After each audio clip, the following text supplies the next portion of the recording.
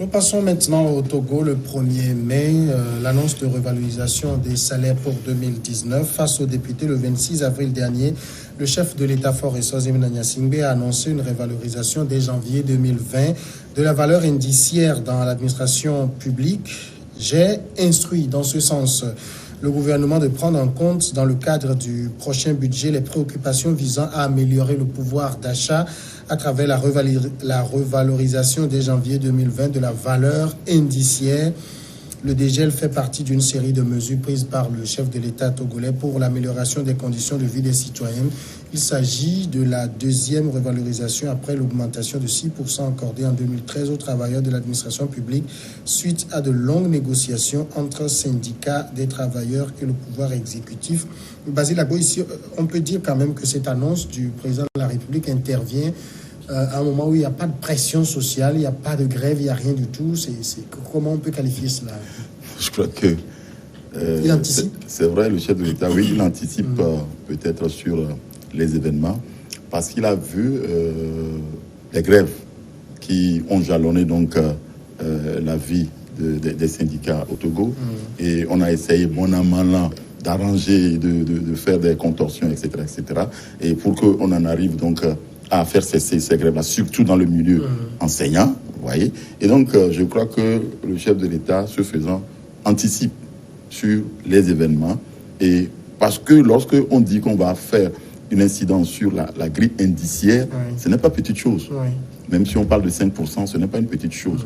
Donc, je crois que c'est une annonce qui fera son effet pour apaiser les tensions qu'on a dans le milieu, donc, des fonctionnaires de l'État, et ça permet également donc un peu de revigorer les volontés des travailleurs. Et de deux, ce qu'on avait ajouté, il faut pas oublier que on ramène donc le truc de départ à la retraite, les indemnités de départ à la retraite, qui avaient été coupées entre-temps par les députés de l'ancienne législature, et parce que même cette affaire-là existait, mais ne fonctionnait pas vraiment. Ça ne fonctionnait pas vraiment. Les gens allaient à la retraite, mais tous n'avaient pas le bénéfice de cet argent-là. Je crois qu'en revenant là-dessus, le chef de l'État remet donc la balle au bon pour que désormais on puisse se dire que bon, les retraités ne sont pas oubliés dans la vision qu'il est en train d'entreprendre. Donc, on ne peut que souhaiter que ça aille vite pour que les gens puissent un peu avoir le cœur apaisé. Germain Pouli, c'est le chef de l'État joue à Papa Bonheur, là? Oui, je crois que l'État s'occupe bien de ses employés. Ça fait plaisir. Et maintenant, il a aussi touché la nécessité de créer des emplois pour les jeunes. Quand il a vendu son PND, il y a au moins 500 000 emplois en perspective, ce qui va être une bonne chose parce que le privé et l'informel aussi, c'est important que les revenus soient augmentés pour permettre donc à tous les travailleurs donc, de faire face à la vie chère.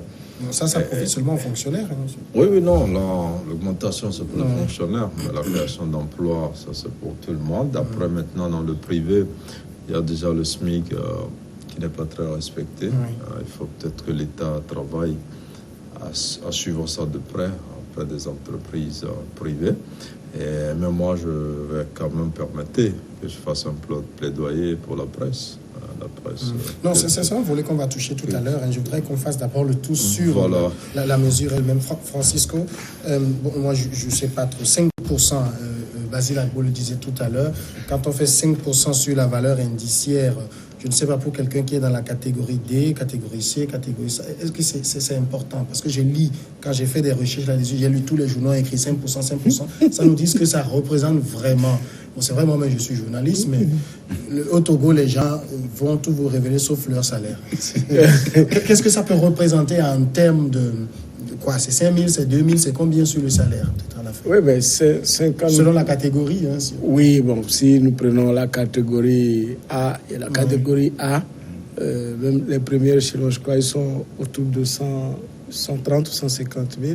À 1, non, je pense que ça dépasse. Non, ça dépasse maintenant. Ça dépasse. Oui. Depuis que ces augmentations sont arrivées, ça dépasse. Les gens... Bon, prenons quelqu'un qui gagne, c'est très simple, prenons quelqu'un qui gagne 100 000, il a 5 000. OK? Et puis, sans oublier qu'après, il y aura les cotisations, les cotisations, l'IRPP même qui a été revu à la hausse en quelque sorte, parce que avant, ceux qui payaient le minimum de 250 par mois sont allés à chose. C'est-à-dire ceux qui ne payaient pratiquement pas de l'IRPP dans le temps payent la TCS et plus élevée que ceux qui payaient avant. Donc, et puis ceux qui gagnent plus ont vu également leur IRPP monter. Et donc, en voyant cette augmentation, donc on a donné l'exemple donc pour 200 000, ce qui gagne 200 000, c'est 10 000 francs. voilà.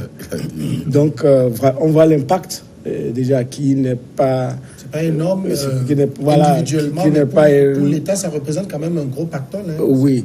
Bon, moi, je me situerais si vraiment l'État pouvait créer de l'emploi, recruter. Parce que aujourd'hui, dans l'administration publique, je ne pense pas qu'on atteint 50 et 60 000, je ne pense pas. Jusqu'en 2011, c'était 50 400. On n'a plus recruté en 2011, on n'a plus recruté en tant que tel. Et lorsqu'on lance les recrutements et que les gens affluent, et finalement l'État a peur, on repousse ou on annule. Tout comme ce qui s'était passé il y a quelques mois où on avait lancé le recrutement des enseignants. On a vu même les gens qui ont veillé à des lieux publics pour l'obtention des pièces et aller même faire le dépôt et finalement on a annulé.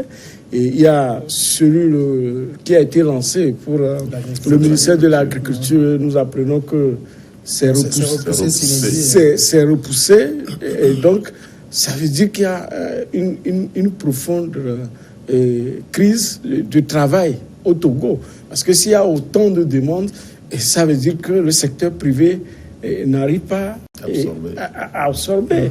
Ce qui veut dire que l'économie ne marche pas sur des années. Il ne faut pas oublier que le secteur privé est le premier employeur, normalement. Oui, justement, quand nous prenons déjà même l'enseignement privé, qui a remplacé l'État togolais en quelque sorte, l'enseignement privé emploie beaucoup. Maintenant, le secteur privé, il y a aujourd'hui, quelles sont les industries que nous avons, à part la bébé, et puis le port, quelles sont ces industries aujourd'hui que nous avons qui sont en mesure d'employer 100, 200 personnes. Pratiquement, c'est un problème. C'est un problème. Au départ, nous avons parlé de l'auto-emploi. Je dis encore l'auto-emploi, c'est aussi un problème parce que quand l'économie n'est pas dynamique, vous créez l'entreprise aujourd'hui, à peine vous faites une prestation et là, c'est fini quoi. Vous faites. Basile Agbo, une revalorisation de 5% de la valeur indiciaire, individuellement, ça a de l'impact? Oui.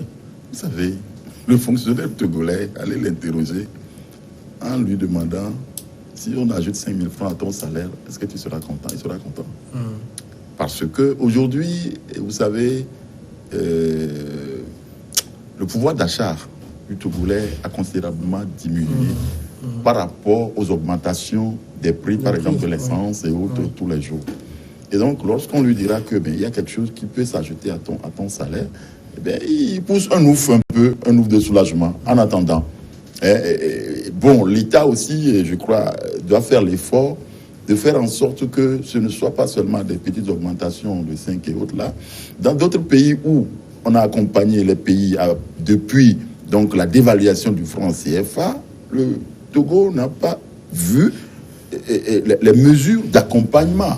C'est lorsque le chef de l'État, le président Faure est arrivé, qu'on a eu de petits changements au niveau surtout de la fonction publique et surtout au niveau des enseignants. Il y a eu de petits changements. Oui.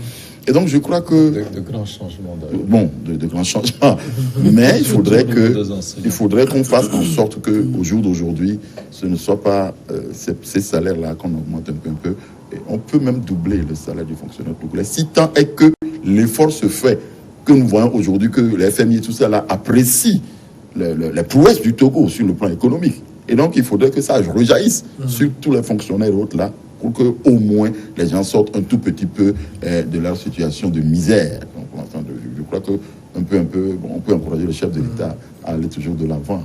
J'aimerais que si on doit faire une analyse comparative, est-ce que le salaire d'un fonctionnaire togolais comparé aux fonctionnaires nigériens, burkinabés, béninois et tout, c'est le plus bas de la sous-région en fait de l'UEMOA?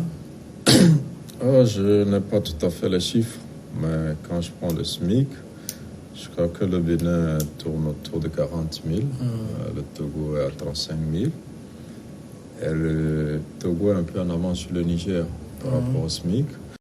Et nous sommes bien au-dessus du Nigeria. Oui, largement. Sauf tout récemment, Bouhari a annoncé une augmentation qui n'est pas encore entrée en vigueur. Au SMIC. Donc maintenant, et le Togo a quand même la chance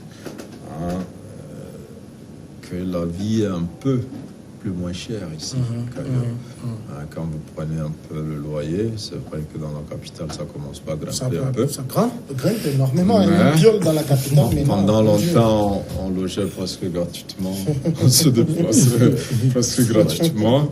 Et donc, ça fait que les salaires correspondaient un peu au niveau de... Maintenant, oui, justement, vous touchez là un point important. Pas dire, oui, nous augmentons le salaire, c'est bien. Mais en même temps, il faut des mesures, par exemple, qu'on puisse réguler les loyers dans la capitale. Dire, tel coin, le mètre carré ne doit pas dépasser. Si le service de transport public, il n'y en a quasiment pas, c'est des choses aussi qui peuvent soulager Oui, c'est vrai qu'il y a eu Sotral qui a essayé un peu.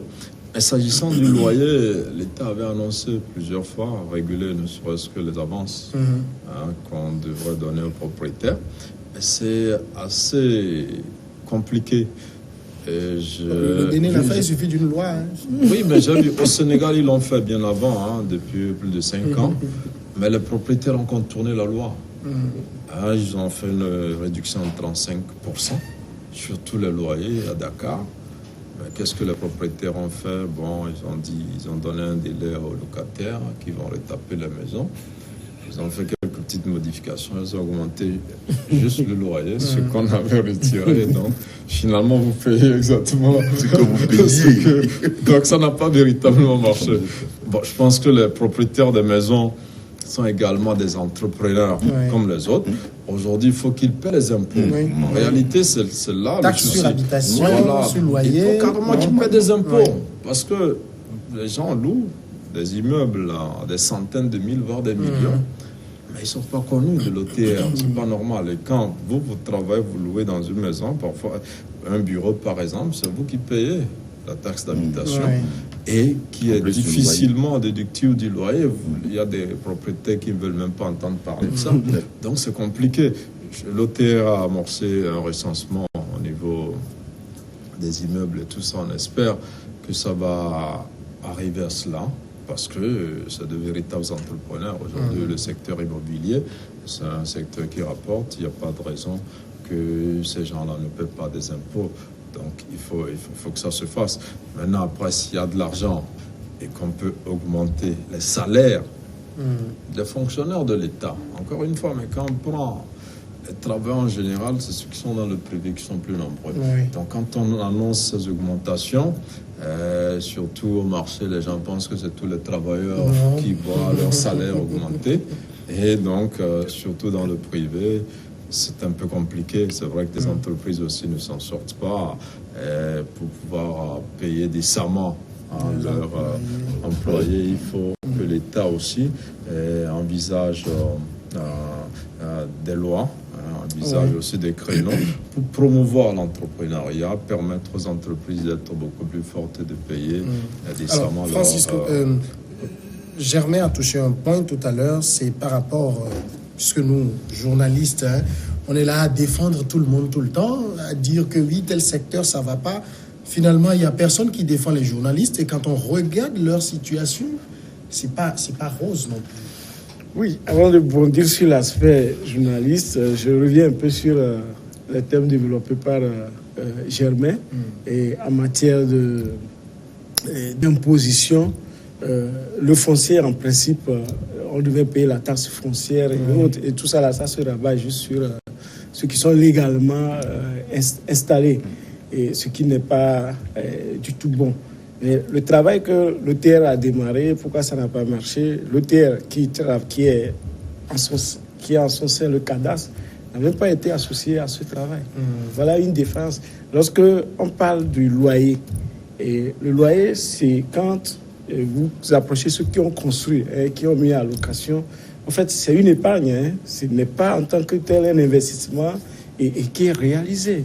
Donc c'est pour, disons, les descendants et non pour la personne qui a investi. Parce que quand vous investissez pour construire une maison, le loyer qui est même déjà fixé n'est pas aussi avantageux. Supposons que vous allez même dans un quartier où il y avait même pas de poteau d'électricité, c'est vous qui devez l'amener, et autres, c'est des charges lourdes et autres qui font que la fixation même des loyers, ce n'est pas aussi exagéré comme on le pense. Et donc, quand je reviens sur la presse, moi, j'ai l'habitude de dire que nous-mêmes, la presse, nous travaillons plus pour les autres que pour nous-mêmes. Lorsque vous voyez quelqu'un qui s'acharne à la télé, il dérange les journalistes, il veut parler à la télé ou à la radio, c'est qu'il cherche un poste. Dès qu'il le fait, même s'il arrive là où il faut défendre vos intérêts, il vous oublie. Il va falloir que nous-mêmes, la presse, on fasse notre promotion pour qu'on puisse avoir ce qu'il faut. Donc, le cas de la presse est tellement alarmant. J'ai questionné, j'ai visionné quelques comment l'appelle-t-on, quelques banques pour pouvoir voir quels sont les journalistes, sinon les maisons de journalisme qui ont un bulletin de salaire. Vraiment, c'est difficile de chercher une aiguille dans une botte de foin. Voilà. Je n'ai même pas vu pour New World TV. Je ne veux pas en parler parce que c'est moi qui l'ai dit. Non, mais au fait, moi, je suis dans la promotion du média. D'accord. Ma passion, c'est les médias, c'est ça, je suis là-dedans. Mais quand je vois comment nous vivons, nous sommes traités, c'est parce que notre production ne nous permet pas effectivement de faire rentrer de l'argent et pour pouvoir rémunérer les facteurs de production, dont l'employé. Donc on est payé comme ce qui rentre, moins que ce qui rentre. Donc il va falloir véritablement, la HAC vient de faire un plan stratégique comment l'appelle-t-on, pour la presse, les médias. Je n'ai pas encore lu, et pour voir, il y a beaucoup de plans stratégiques, je n'ai pas encore lu pour voir le contenu, mais d'abord, il appartient à l'État. La subvention de l'État à la presse ne doit pas rester à 100 millions. Et 100 millions, vous avez à peine, certains ont à peine 100 et quelques mille. Pour l'année. Alors que le travail qui se fait sur le terrain est très, très important. J'ai suivi la dernière fois le Premier ministre Hugo au cours du panel du PND qui a beaucoup demandé que la critique soit un vivier du PND. Et donc, si on n'a pas les moyens de faire le travail, ça veut dire que le gouvernement va avancer dans le mur. Et c'est après qu'ils vont se réaliser qu'ils n'ont rien fait. Vas-y, là, sur la condition même de la presse. Non, vous savez, sur les conditions de la presse, on en a beaucoup parlé. Depuis des années, on épilogue sur la situation de la presse. Mais malheureusement, on a comme l'impression qu'on n'est pas écouté. Parce qu'on se rappelle qu'entre-temps, l'aide même à la presse était inconnu. Il y avait quelque chose comme aide de l'État à la presse, dont le montant était inconnu. D'ailleurs, même le volet était inconnu. Jusqu'à un moment donné où nous avons, par exemple, parlé de la maison de la presse. Et c'est en ce moment-là qu'on s'est rendu compte qu'il y a une aide qui pouvait donc aider à avoir la maison de la presse. C'est ce qui s'est passé. Nous avons aujourd'hui la maison de la presse au niveau donc d'ADUI là-bas. Et bon an, mal an, ça a commencé par évoluer jusqu'à atteindre 75 millions. Bon, entre-temps, lors de l'approche d'une élection, le chef de l'État a amené ça à 300 millions. Mais tout de suite après, ça a rechuté. C'est revenu donc à 75 pour que ça reprenne un peu. Donc je crois qu'on ne prend pas en compte l'importance du rôle que joue la presse dans un État.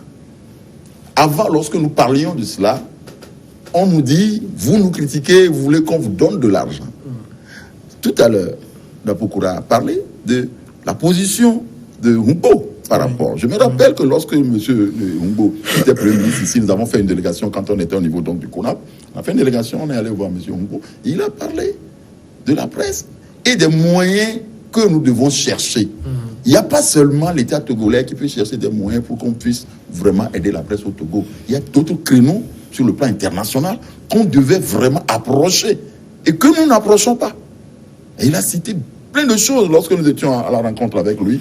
Bon, on est sorti, on a oublié tout ce qu'on avait dit et nous sommes restés là où on est. Donc je crois qu'il faut un travail de fond au niveau de la presse togolaise pour que nous cherchions les créneaux susceptibles donc d'être mis dans l'aide de l'État à la presse, ou bien l'aide à la presse, je ne dis pas l'aide de l'État, l'aide à la presse de façon globale, parce qu'il y a des créneaux internationaux qui peuvent également jouer sur ça. Donc c'est sur ce terrain-là que nous devons beaucoup travailler pour qu'on voit quels sont les créneaux que nous devons toucher pour que ce ne soit pas les 100 millions qu'on donne de façon... Quand on parle de la situation des journalistes ici, il faut aussi qu'on soit clair, ce n'est pas l'État qui l'améliore. Non, c'est pas l'État, c'est vrai. Mais en même temps, nous avons un service public en rang. Tout comme les écoles sont subventionnées par l'État, tout comme les artistes sont subventionnés. La presse là aussi. C'est bizarre, on a le fonds d'aide à la culture qui est pour 300 les artistes millions. 300 millions. Oui, mais en fait, c'est là où j'allais en venir, parce que alors, les artistes étaient à 200 millions et ils sont passés à 300 millions. Alors que les artistes sont pratiquement comparables aux journalistes, en réalité. Alors, si l'État est capable, et le fonds d'aide à la culture il y a eu la répartition il y a 3-4 semaines, alors c'est 600 millions qui ont été répartis sur 2 ans.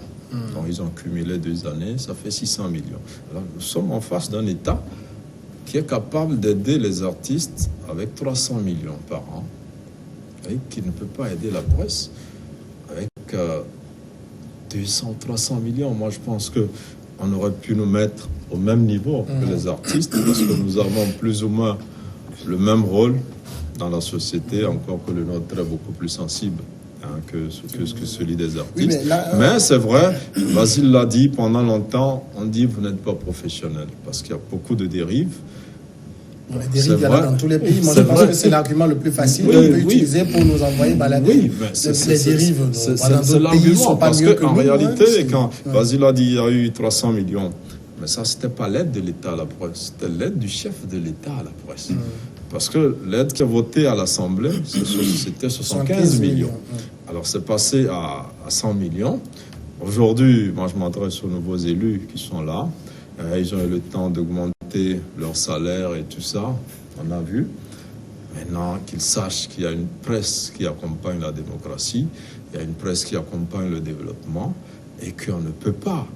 Je ne veux pas nous comparer au Bénin. Nous sommes très loin, c'est vrai. En même temps, la presse béninoise est un peu en avance sur celle du Togo. Il y a plus d'une dizaine de quotidiens. Quand vous voyez les pages, ça n'a rien de comparable, c'est vrai. Mais qu'on passe au moins à 300 millions comme les artistes, parce que l'État peut. Si l'État peut donner 300 millions aux artistes, l'État peut donner 300 millions aux journalistes. Et à l'occasion donc de ce premier mai, moi je crois que c'est mon plaidoyer. Et moi, je vais pratiquement arrêter de parler des conditions de vie et de travail des autres travailleurs. Et tant qu'on n'aurait pas trouvé une solution pour nous-mêmes, ça ne sert à rien. Moi, je dis aux confrères qui crient, mais voyez un enseignant aujourd'hui, il gagne au moins 3 fois plus qu'un journaliste. Encore qu'il y a des journalistes qui n'ont pas de salaire. Oui. L'enseignant aujourd'hui au Togo, dans le public, gagne 3 fois plus qu'un journaliste. Je l'ai CP à combien? C'est dramatique. Écoutez, comme je le dis, c'est nous d'abord. C'est nous d'abord. Combien de fois je n'ai pas interpellé les confrères qui animent les débats? C'est-à-dire que quand vous êtes là, vous entendez, par exemple, un député de l'opposition qui va, par exemple, sur un média, il parle. Sachez que les jours qui suivent, les gens du gouvernement aussi courent. Ça veut dire que nous avons de la part. Et qu'il faut bien travailler. Donc, je dis, mais le lendemain, vous voyez, c'est tel ministre qui intervient. Il a payé combien? Mais il a un budget de communication de son ministère qu'il dépense. Mais ils viennent chez nous gratuitement. Ça, il faut que la presse cesse de faire du gratuit comme ça. Donc, quand il intervient, ou c'est nous qui provoquons leur intervention, et quand il intervient, mais après, vous lui envoyez la facture. Et il faut connaître. Moi, j'ai eu à demander les grilles tarifaires, même des médias, c'était difficile que les gens vous communiquent. Et ça, et quand vous demandez même pour la production d'une émission, qu'est-ce qu'il faut, un budget de production, les gens ne sont pas en mesure de vous donner. Et ce n'est pas tout à fait, ce n'est pas bon pour le développement nous-mêmes de notre presse. Moi, je vais vous donner des cas. En 2010, moi, je pilotais la radio Daoul de Bassa. Quand les élections approchaient, le RPT n'a pratiquement pas envie d'utiliser la radio. Il n'utilise pas souvent. Je réfléchissais avec mes jeux, j'ai dit, OK, on établit un programme de campagne pour publier pour les partis politiques. Il a fallu que l'opposition arrive pour faire un premier débat. Ils ont dit, on a fixé le montant à 100 000 l'heure. Et l'opposition est arrivée, on sait que c'est les pauvres. Nous, on a dit, bon, OK, ils n'ont qu'à payer 30 000. Ils ont payé. Après l'émission, mais c'est tout. C'est premièrement tel ministre qui appelle. Votre émission est intéressante, je veux. Il est venu, il a dépassé 1 heure, il a payé 200 000. Un autre arrive, le temps d'arriver à son domicile, les gens étaient là, on dit que votre émission vous a coûté, c'est bon.